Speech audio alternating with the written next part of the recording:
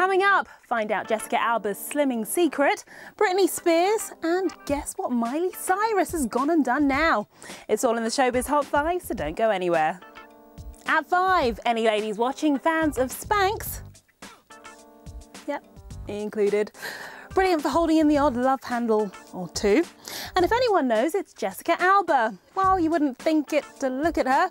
The actress says she didn't leave home without her girdle after having her baby. The mum of one says it was a tip from her friend to help get her stomach back in shape after giving birth to little Honor, as doing workouts were apparently so horrible they made her cry.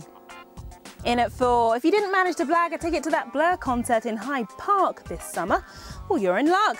There are 2 more chances to see the reunited 90s band. They've just announced plans to headline Tea in the Park and the Oxygen Festival.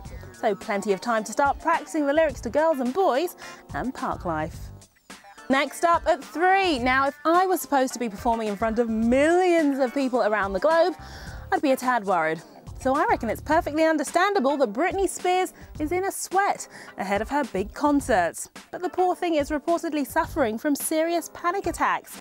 She's apparently really worried that critics won't like her upcoming show, Circus.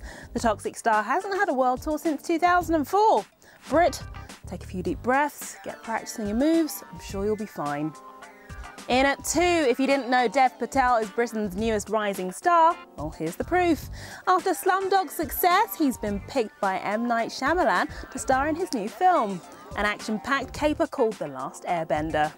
He liked my audition way back, and so yeah, it's based on a Nickelodeon cartoon called Avatar, and we're in talks about that, and yeah, it's all like CGI and martial arts. And let's hope it does a bit better than The Happening, which didn't quite happen at the box office, did it?